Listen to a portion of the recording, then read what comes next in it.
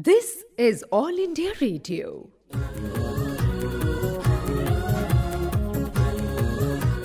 Life must go on. All India Radio in collaboration with Vigyan-Prasar presents science serial Life Must Go On, based on understanding and managing sustainable development. Let's listen to episode number 39, titled Major Marine Ecosystems of the World and Challenges.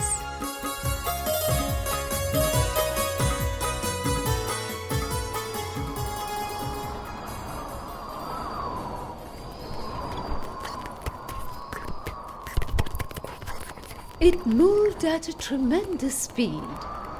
It got tossed along so fast. It's a wonder it didn't drown. This went on for a long time.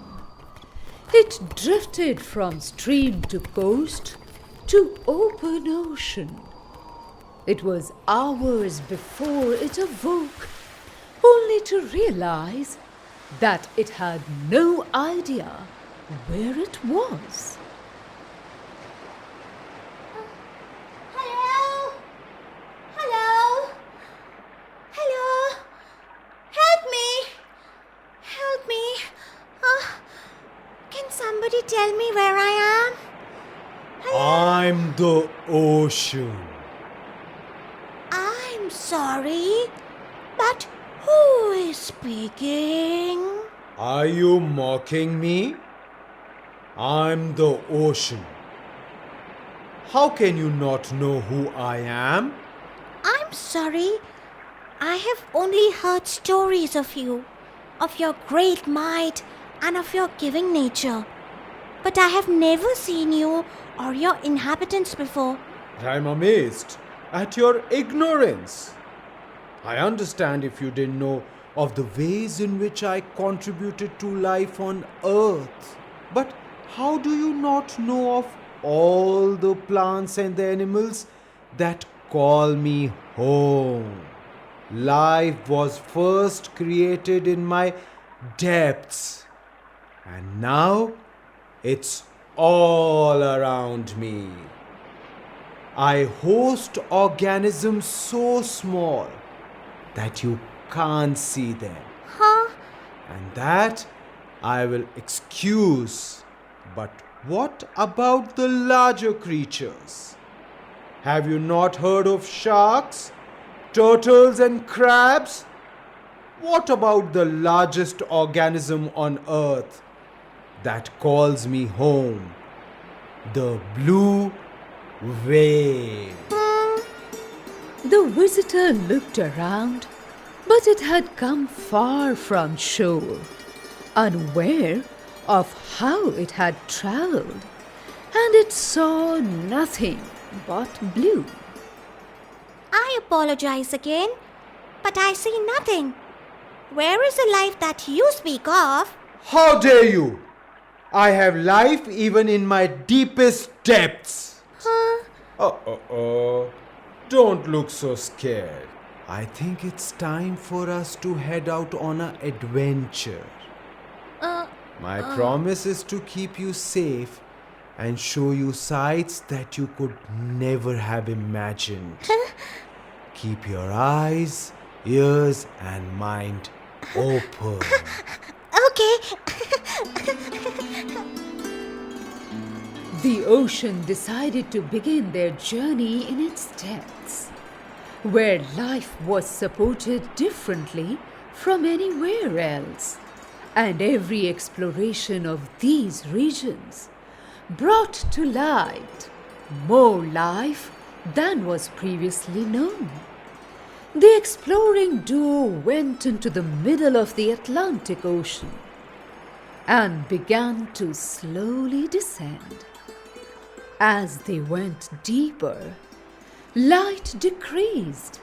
The water got darker and colder.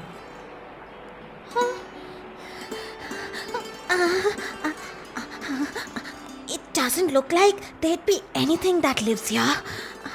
It's so dark. And it's so cold.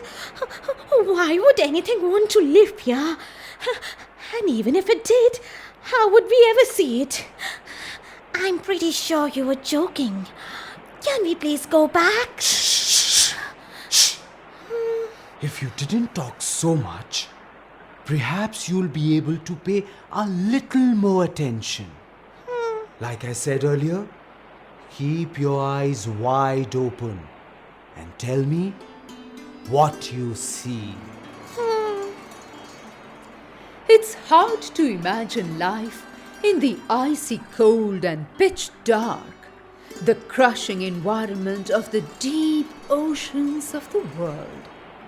But there is life. Life that looks very alien to us.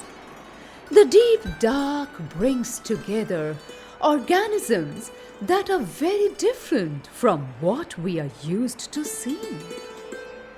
They saw small fish with large mouths filled with sharp teeth, fish with light bulbs hanging over their heads, bright red shrimp-like animals, transparent jellyfish, blind sharks, and so much more.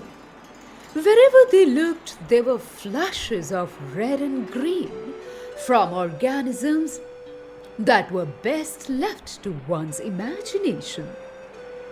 As they continued to descend, slowly and steadily, a fast-moving creature of giant proportions appeared before them. As they continued to descend, slowly and steadily, a fast-moving creature of giant proportions appeared before them. The visitor, still nervous from all the darkness, got the start of its life. Don't hurt me! Don't hurt me! Don't hurt me! Stay calm, little one. Stay calm. I promise to keep you safe and will make sure no harm is done to you. Of the length of a bus, with 8 long arms and 2 tentacles that were even longer, the giant squid came to a screeching halt right before the visitor. She peered at it with an eye the size of a dinner plate. She was more curious than the visitor was scared. What are you? Please don't eat me. The ocean has promised to keep me safe. I am not going to eat you. But my question is, what are you? I have never seen you around here before. I have come from the land and the ocean is showing me around. Oh, He's taking me down to the ocean floor. But it's so dark and all these flashing creatures are scaring me. Which one do you eat to make you so big?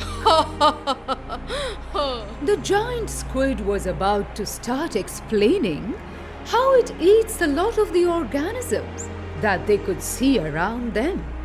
But a few seconds before she could start speaking, an organism even larger than her, almost twice her length and with a square-shaped head, swooped down from above, took her into its mouth, and disappeared into the distance almost as fast as it had appeared.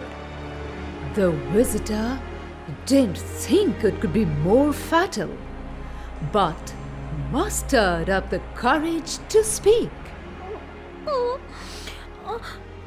Is that my fault? He ate him because of my curiosity? This is the pattern of life. Animals eat and animals get eaten. But this was never because of you. All the organisms of the sea know that they constantly have to pay attention. Don't worry. Let's keep going. As nervous as our visitor was, its curiosity never went away. It agreed to go further down to the ocean floor. As they traveled through the darkness, they arrived at an oasis in the dark. They came to an area suddenly teeming with life. The ocean pointed out crabs, eels, snails, and octopus. But the most striking of them all were giant tubes with red feather-like structures that stuck out of them. In between all this stood a chimney that was sending out black clouds into the freezing cold water. Where are we? It's called a hydrothermal vent. It's a place that lot of people have not heard of or seen. I must say, you are quite lucky. Here hot water heated by volcanic rocks in the earth comes out of the cracks in the earth, similar to a hot spring on a land. Is it boiling hot? It's even hotter. Is it? But because of all the pressure we are under at this depth, it won't actually boil. But why is there so much life here if the water is so hot? There are couple of things that are happening here. When this really hot water comes out, it brings in minerals with it, and the bacteria grow. These bacteria then get eaten by larger organisms, and this continues creating the thriving community that you see. To throw in some numbers, compared to the sea floor around these hot spots, hydrothermal vents have a density of organism that is 10,000 to 100,000 times greater. But you didn't say anything about how they survived the heat. Yes, I was getting there. Think about it though. Do you realize how cold it is where we are? Of course I do. I've been freezing for a long time now. Exactly. So even though we are around this superheated water, it mixes with the extremely cold water pretty fast, which is why you are still feeling cold and the organisms close to the vent don't get burned alive. But I want you to remember, there are other ecosystems on the sea floor in other dark and cold regions. Unfortunately, we don't have time to look at all of them. Instead, I think we should head over to another cold region, but one that isn't too dark. I'm ready to head out. The thought of that sperm whale still gives me the shivers. The ocean and its visitor headed further south to the Southern Ocean. The Southern Ocean surrounds Antarctica, Earth's southernmost continent, which also contains the South Pole. This continent, which is almost completely covered by ice, has been historically uninhabited by humans. But the ocean around it is a whole different story. What is that spray of water? There! See! The one at the surface! I see it. Oh, this is so exciting. Exciting? That's not how I feel at all. What's happening now?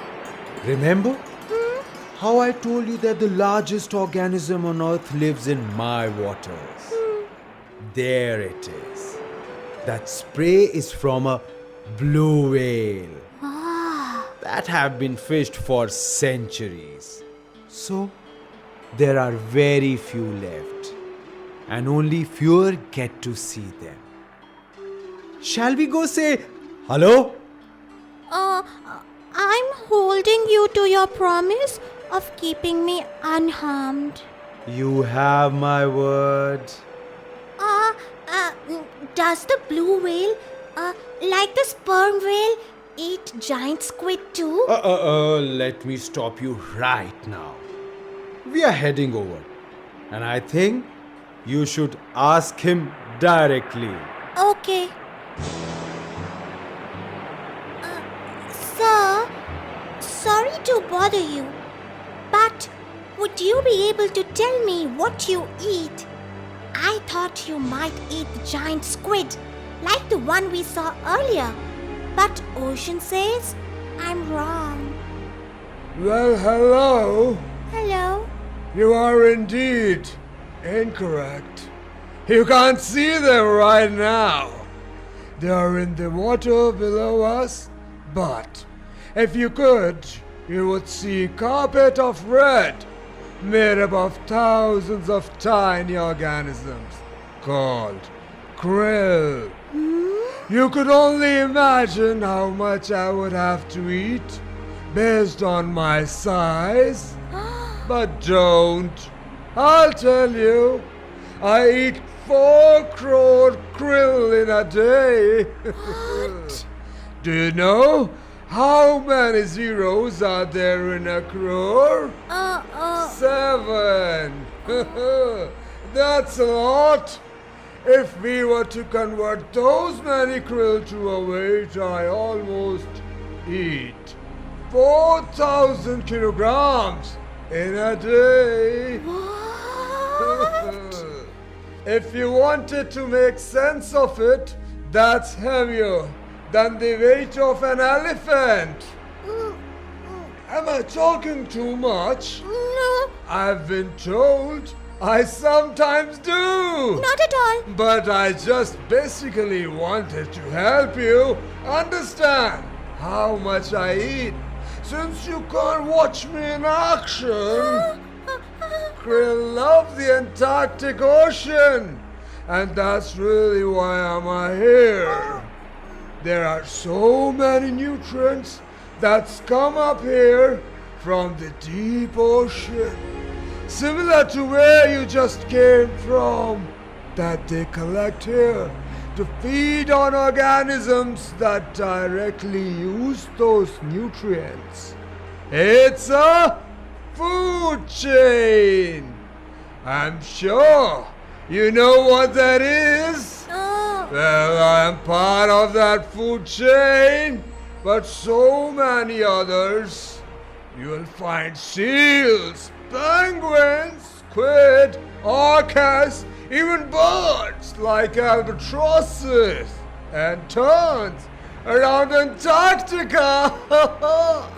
They all come to feed on krill or other organisms that eat them. But I've only seen a squid.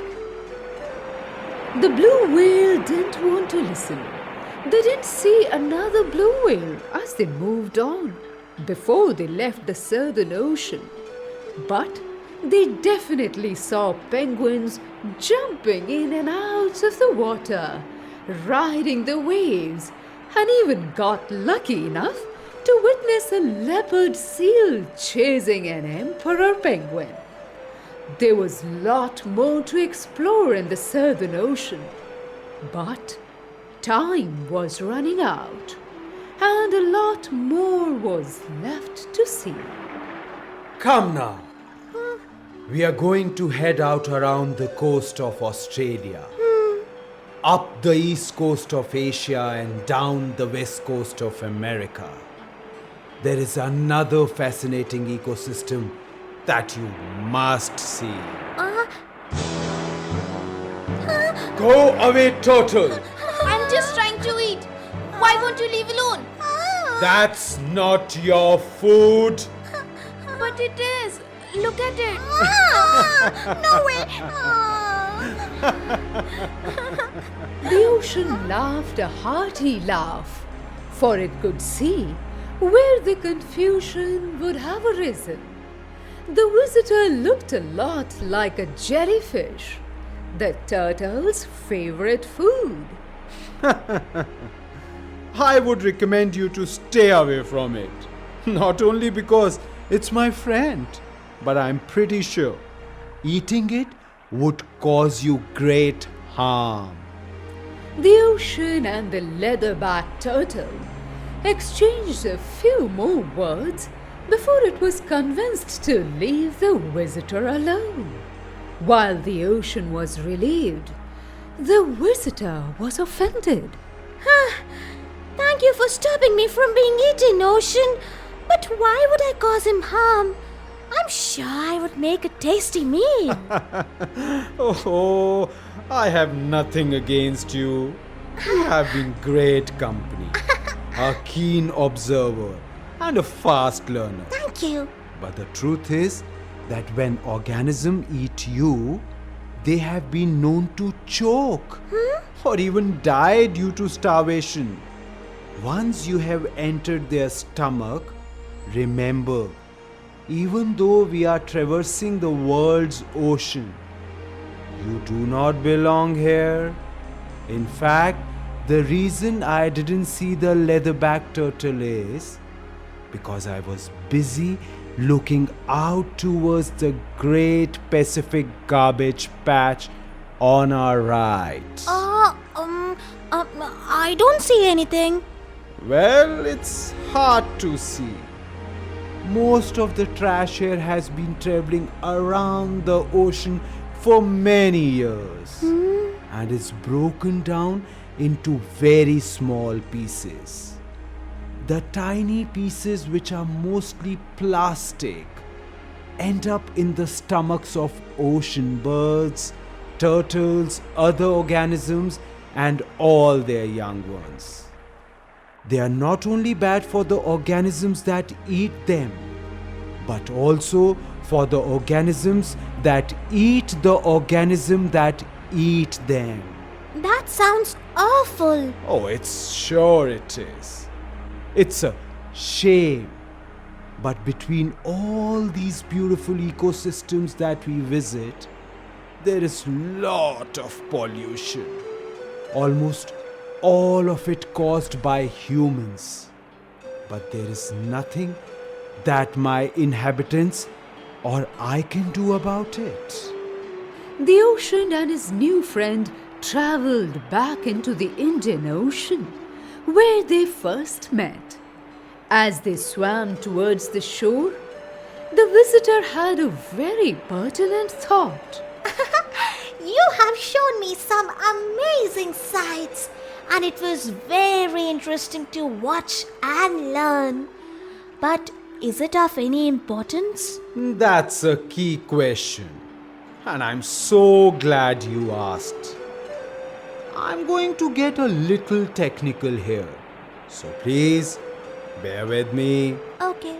If you have noticed on our journey, every time we have gotten closer to the shore, we have seen lots of large fishing boats on the water. Yeah.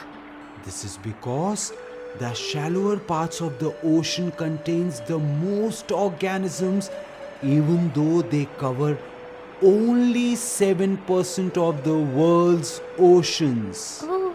About 44% of the Earth's population is concentrated within 150 kilometers of the ocean and are dependent on these near-shore areas for their livelihood and sustenance. Wait, I recognize this place.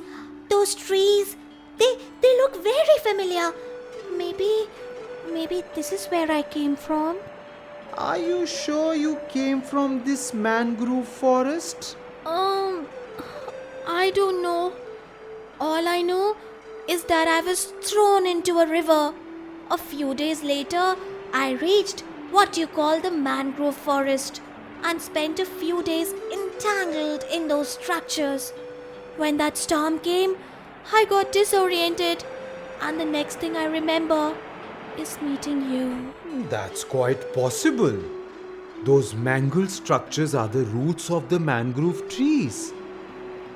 I met the land wherever there is a coast, and these mangroves are one of those coastal ecosystems that I support.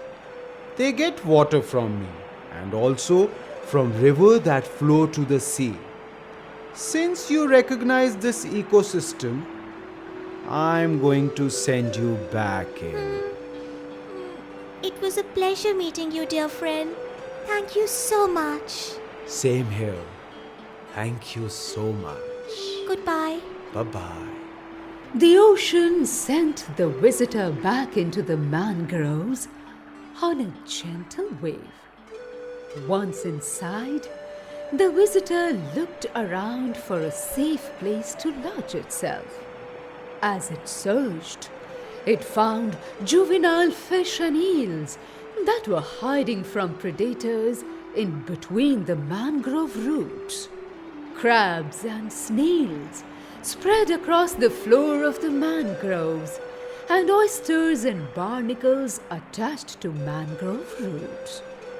As it looked above to watch a kingfisher fly over, it got picked up out of the water. A group of students from a local school were cleaning up litter in mangroves, and this plastic bag went straight into a bin full of other plastic waste. And this plastic bag went straight into a bin full of other plastic waste to be sent to a recycling center. The journey of this plastic bag had almost come to an end. But what a memorable one it had been.